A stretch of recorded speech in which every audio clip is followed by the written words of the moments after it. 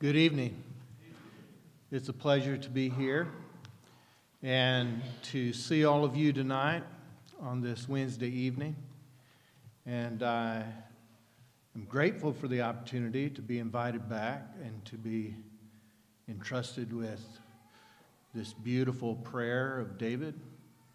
And I couldn't be happier than to spend this time with you tonight, and to thank you for being here, for your encouragement that it lends me, and for the support that you give to the Christian Courier. And so we are, in a special way, partners together in the cause of Christ, and that's very special and very much appreciated. Someone has said that prayer is the measure of a person like nothing else is.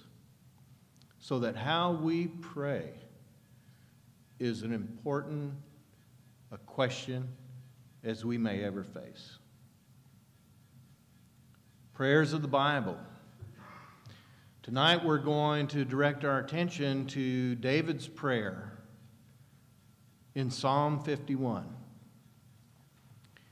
You may be well aware of the fact that according to the introduction, or what we might call the superscription above this psalm, there is an indication that the thoughts and feelings of David in Psalm 51 originate because of his sins.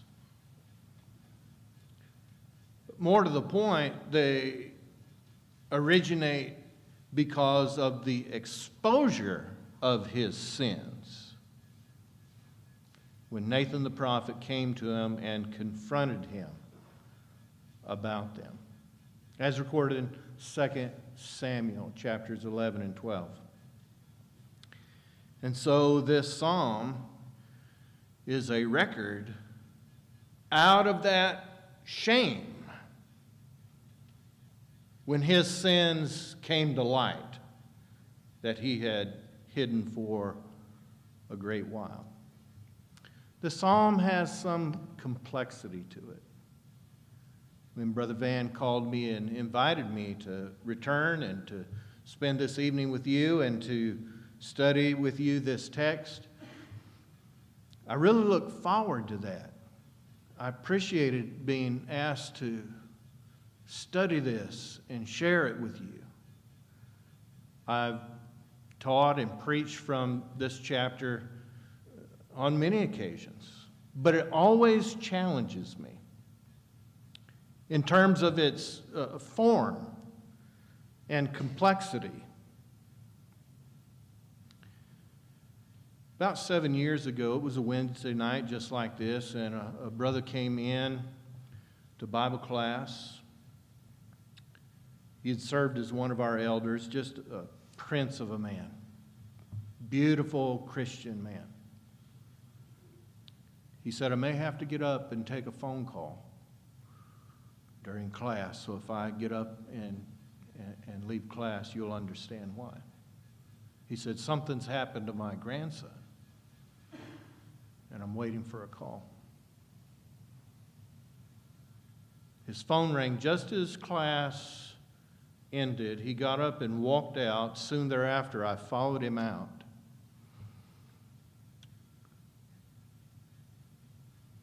And he was wailing like I had never heard someone before.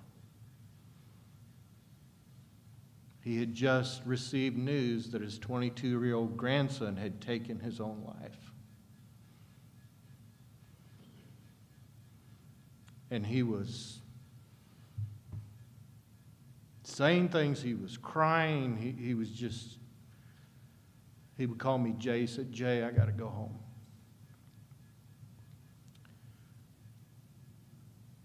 You don't cry out and grieve in 3 points. This is the first thing that makes me sad. You don't do that. It just is an outpouring of emotion and sadness, and it doesn't necessarily have any structure to it. Reading Psalm 51 is not like reading Genesis. It's not like a narrative.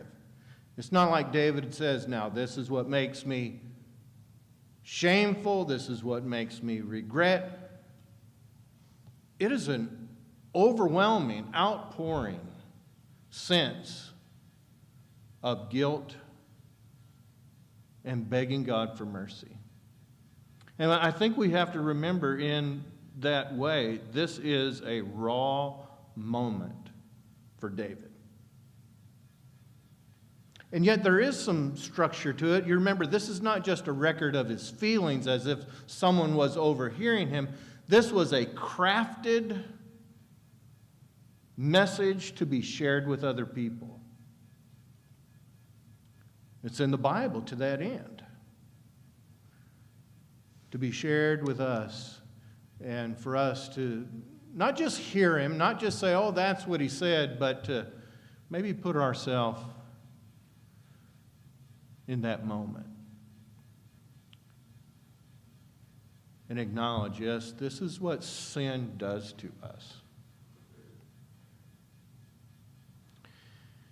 As we reflect upon this psalm and we try to get our minds around what David does when he pours out his heart, I think it's helpful to take a very simple approach and make a basic observation. And that is, this psalm consists of confession and commitment. We're going to see his prayer consists of confession. That would be in the first 12 verses. And then in verses 13 to 19, we see a prayer of commitment. This is what I feel. This is what I acknowledge. This is what I confess, is how it begins and where he dwells for a bit. And then he says, this is what I'll do. And this is what I'll do. This is what we might say, this is what I promise. This is what I commit to. So let's study the psalm in that way. See his confession and hear his commitments. If you have your Bibles open and you'd like to read along, we're going to begin in Psalm 51. Read verses 1 and 2 and see that in this confession, David begs for mercy. Have mercy on me, O God, according to your steadfast love. According to your abundant mercy, blot out my transgressions. Wash me thoroughly from my iniquity and cleanse me from my sin. I don't know what it would have been like to hear David, but when we have this little word, oh, have mercy on me, oh God. What is that? That's called an interjection. That is a word that is intended to try to bring out that there's a depth of feeling here that's really hard to put into words. Oh, God, I beg you for mercy. On what basis? We read in verse 1 that all he can do is appeal to God's loving kindness and his tender mercies. And this begging God for mercy is not just for God to have some pity on him, but to have such compassion that he will blot out, wash him, and cleanse him. You see, what David knows is if he were to be brought to justice, if there was no mercy, if his account was to be audited, where would he stand? He begs God for mercy, not justice. He asks God for his account to be blotted out because he can't reconcile it. and he's dirty, defiled, unfit for the presence of God. And so he begs for mercy, for his sins to be blotted out, and that God would wash him and make him clean. His confession is one where he begs for mercy. But as we read verses 3 through 6, we will hear David in his confession say, in essence, I know where I stand. I know where I stand. Read verse 3 with me. David says, for I know my transgression, and my sin is ever before me. David is saying more than, well, I know I sinned, or I acknowledge I sinned. He is saying, I know where I stand, and where I stand is a place of guilt and shame in your sight. I am guilty and I am ashamed. Let's see how this verse communicates that. I know my transgressions. David could explain this to us. David, how did you get into that situation? I put myself there. I know how it started. I know how it progressed. I know how it happened, why it happened, and everyone it has affected. David could diagnose the whole thing and tell us all of the horrible consequence. He feels it, he knows it, he says, my sin, and every bit of it is staring me in the face. And it is ever before me. For a while, he was able to put it aside. For a while, he was able not to talk about it, but it was there. And when David was confronted by Nathan, that guilt and shame surfaced and became unbearable. Can you imagine if we think about that word shame? The position David was in? It's not just, well, he committed these sins and they were horrible, but think about who he was. As an administrator, as a king, everyone knew David's reputation. He could be a hard man. Do you remember when the soldier came and thought he was reporting good news to David after the death of Saul, how he had finished him off? And what did David do to that man?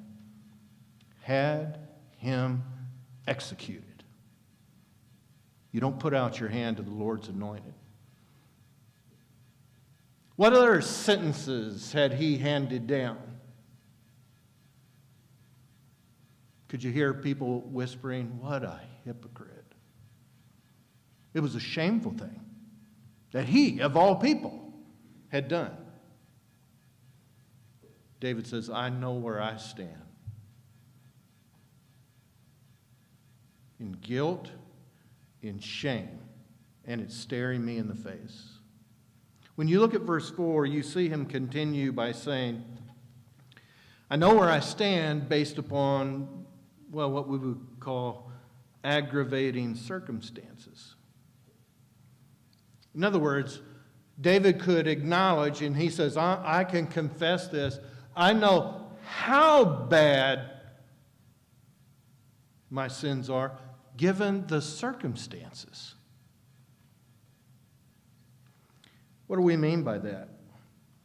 He says in verse 4, against you, you only have I sinned. And this perplexes us, doesn't it? What does David mean? I mean, there was Bathsheba, there was Uriah, there were the others who were killed when Joab and the troops withdrew in the battle. Uriah wasn't the only man killed.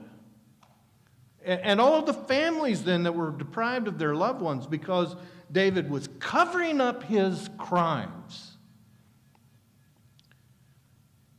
And he says, against thee only have I sinned. It is not because David is unaware of those whom he sinned against, but David is aware of something very important. This is a part of his confession. David is aware that God is not just a judicial observer. Take, for example, a civil or criminal matter and a court scene in our day. And the judge is presiding over the case, and he is a judicial observer, making sure the law is followed in that case. But he's not an offended party. David says, I know God is not just a judicial observer. He is the primary injured party. He understood the significance of what this was against God. Now, we're going to see God explain that in a moment. But just think about this. Bathsheba,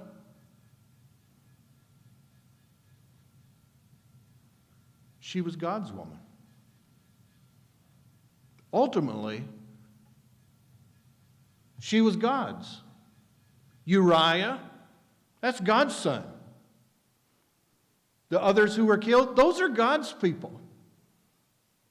David has no right to sin against God's people. That's who they are. Now, here's what I said we would look at and hear God explain this himself. These are what we're calling the aggravating circumstances, why it is so bad based upon these circumstances. In 2 Samuel chapter 12, you remember when Nathan comes and confronts David, and he utters those famous words. After he tells him the story, the analogy, he says, "You are the man. Thus says the God of Israel, I anointed you king over Israel, and I delivered you out of the hand of Saul. I gave you your master's house and your master's wives into your arms and gave you the house of Israel and of Judah. And if this were too little, I would have added more, as much more." Verse 9. Why have you despised the word of the Lord and done what is evil in his sight? Now, those are words David repeats in his psalm.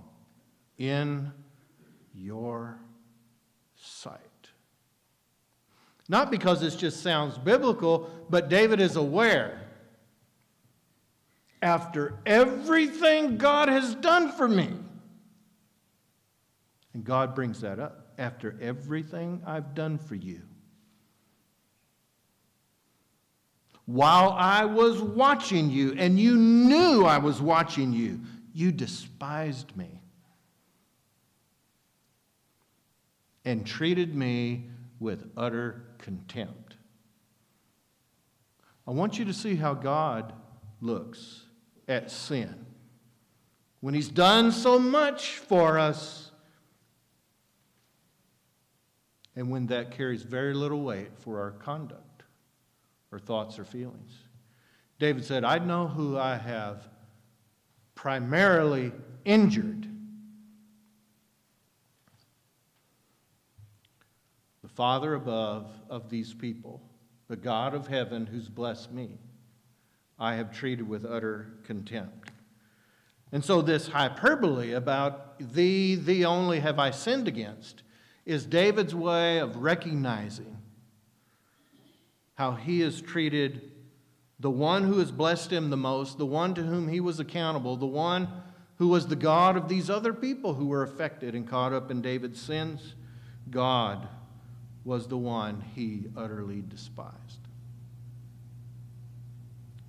He acknowledged that.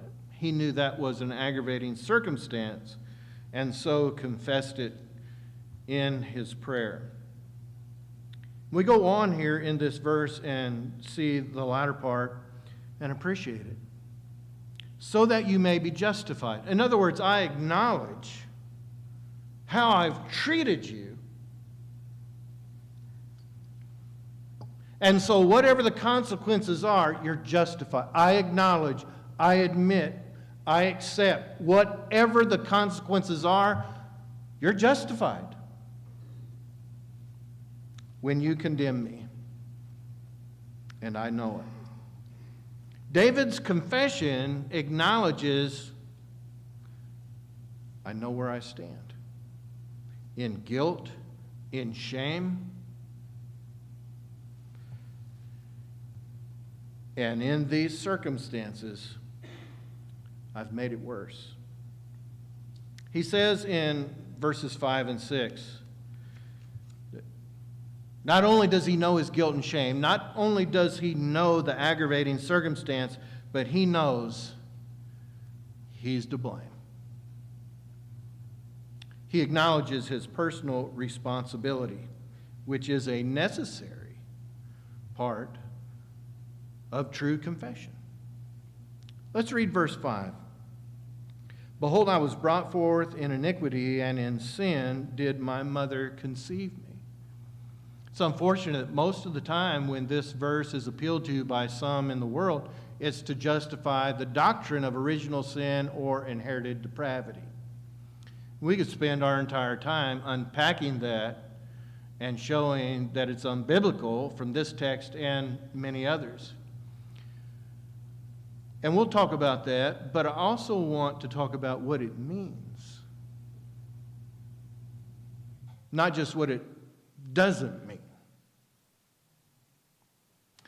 And the first thing I think that is helpful is to notice something about verses 5 and 6 together. Verse 5 says, behold I. Verse 6 says what?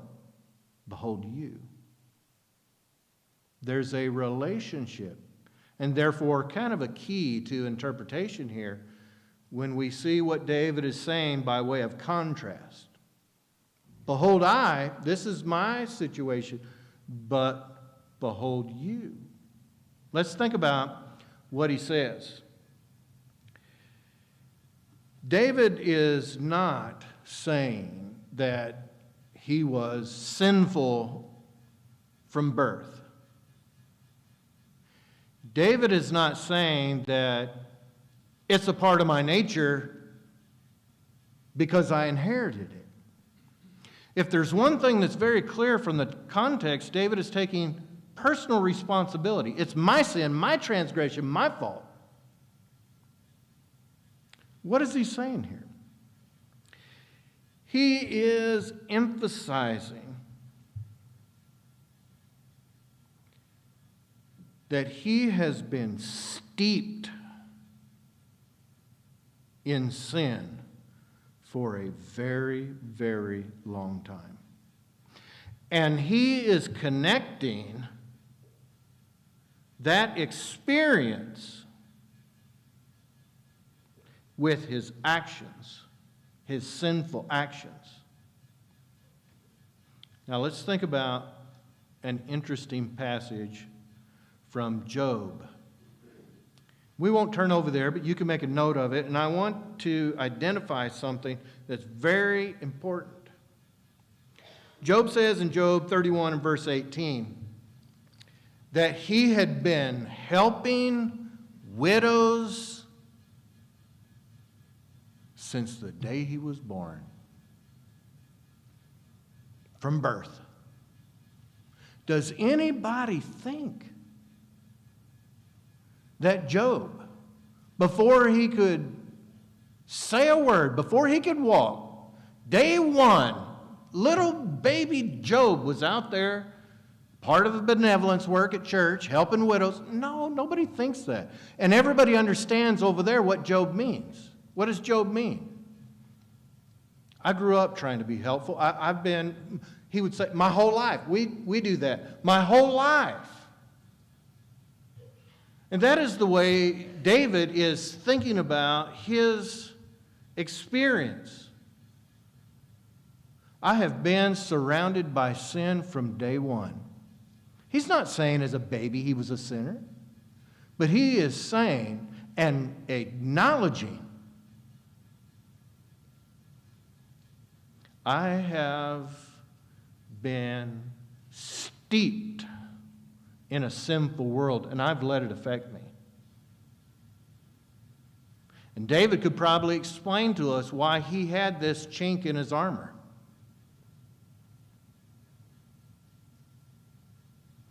David had a plurality of wives.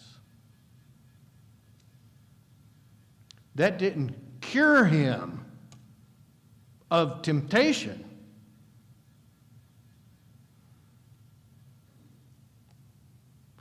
He might explain to us he didn't resist those lustful glances. He let something fester for a while. He would tell us, I have been in this sinful world from my birth, and I let it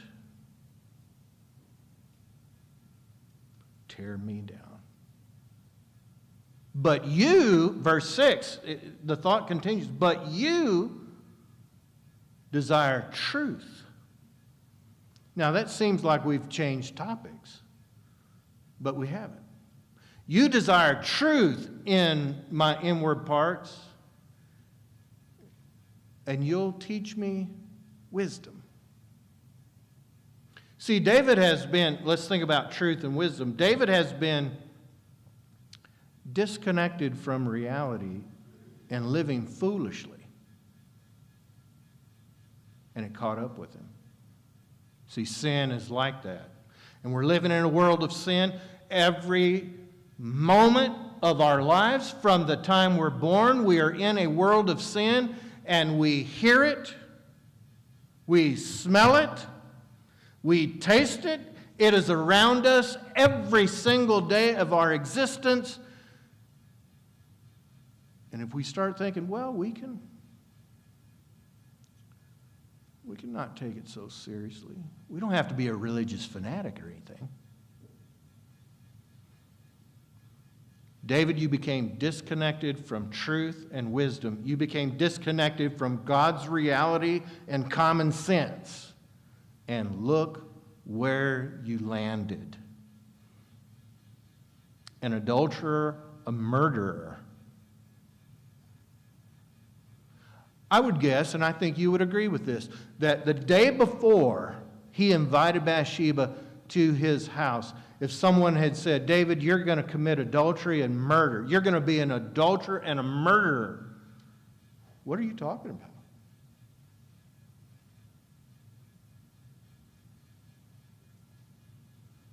But he was.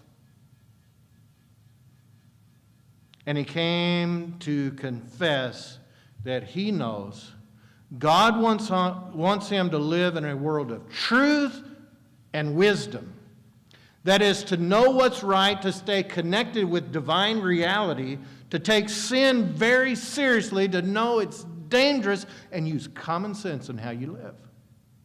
You want me to have truth and wisdom. And I lived a lie and lived foolishly. You see David acknowledging his personal responsibility? Do you see how he knows there were circumstances that made it worse? He confesses his guilt and shame and confesses that he needs help. When you look at verses 7 through 12, you see, again, kind of like what we said a little while ago, just pouring out his heart. It's almost like he says the same thing over and over, and he does, because he's just begging God for help.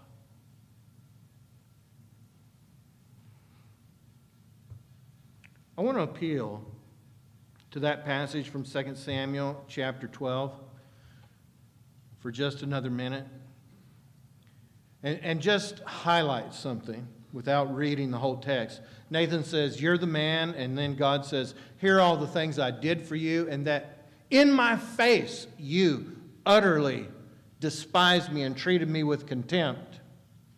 How did David respond to that? He confessed his sin. And Nathan told him this: God has set aside your sin.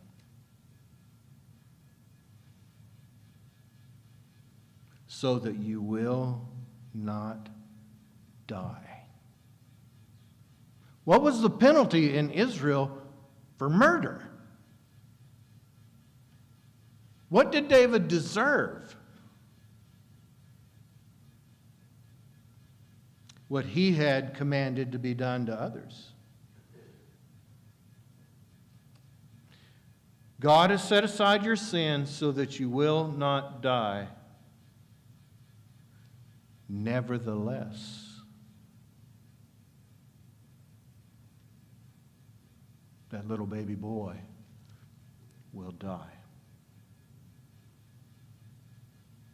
How much time between those words and the death of that child? 7 days. What was David's disposition during that week?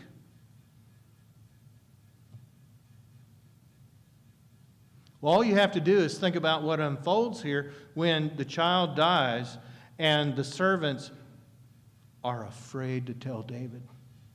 He has been so distraught. He's been so beside himself. What will it be when he hears the news? If you can think about that moment, that week, and read these verses 7 through 12, where he is begging God for help. I've made a mess of all this, David would acknowledge. And given everything you've done for me, it's unthinkable. Please help me. Think about these requests. David says, purge, wash, let, hide, blot out, create, renew, do not, restore, sustained. He needs God's help. Why? If you read those verses, you will see David describe himself as dirty,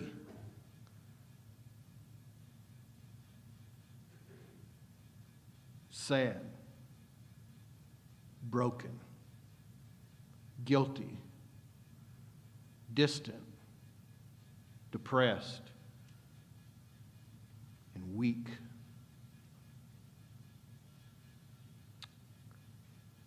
God, I need your help, is what he confesses.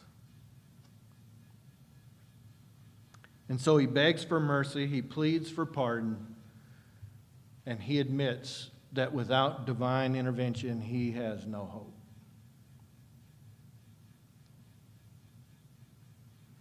You know, this is the moment, the interesting moment in David's life that a powerful statement of faith comes out. You know, we talked about the servants who were reluctant to deliver the news, and then he saw them whispering and figured the child had died and inquired, and indeed it had. And then they observed that he got up and washed his face, had something to eat. they would inquire. They were mystified at that behavior. What did David explain? Well, while the child lingered, maybe there was some hope. But now that he's gone, I can't bring him back. But I can go to him.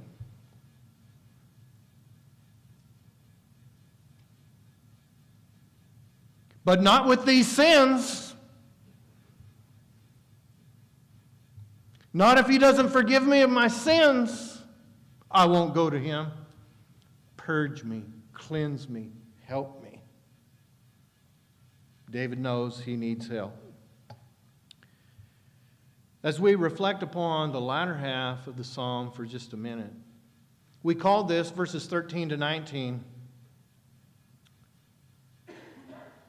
a prayer of commitment. See how verse 13 begins? Then I will teach the transgressor. Then I will convert the sinner. Then, there's a lot to be thought about in what would qualify someone to give proper instruction about sin and salvation. But David recognizes that, and in essence is saying, here's my commitment, I will make a difference. I'm going to be able to talk to people who are dealing with some hard things. And I'm going to say, you're going to have to own up to it. Don't hide it. You're going to have to confess it. Listen, God will forgive you. I can tell you. David says, I will make a difference.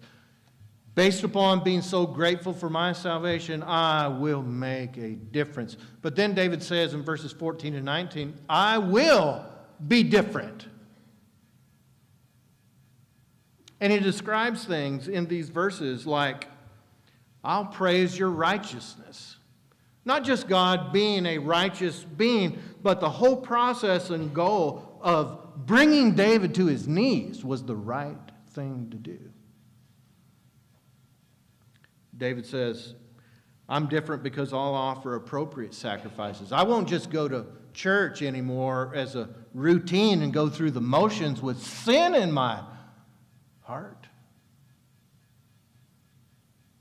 I will offer appropriate sacrifices, a broken spirit, and a contrite heart.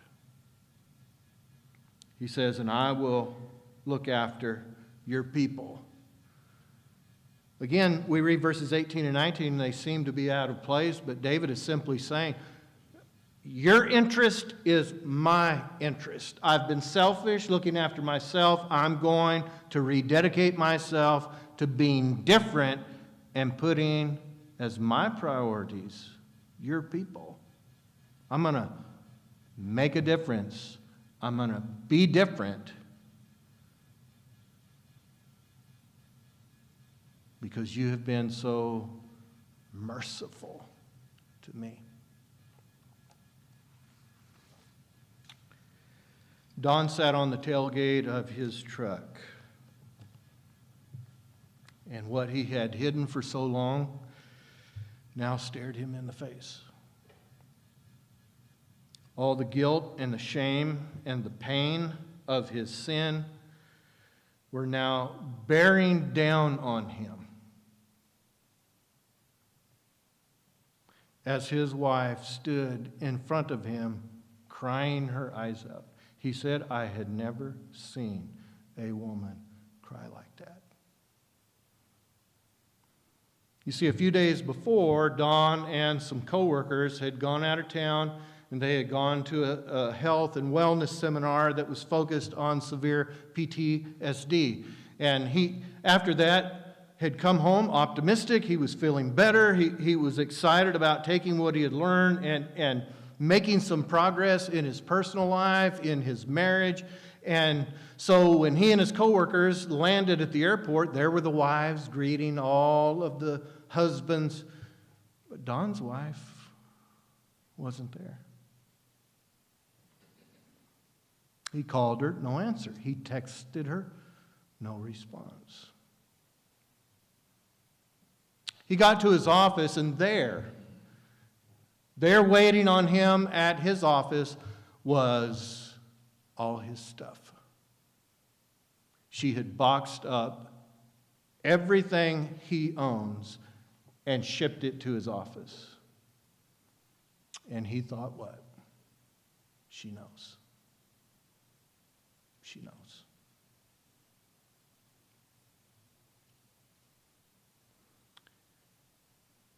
He had already been in a dark place, obviously. She had learned of his multiple affairs. And he just thought, I'll never come back from this. He got in his truck, he drove to a nearby boat dock and thought, I'm going to kill myself. And his phone rang. It was her.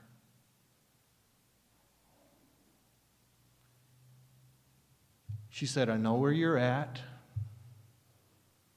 I know what you're thinking. Don't. I'm on my way.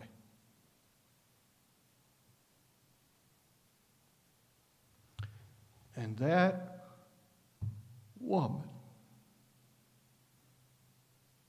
offered him what he did not deserve.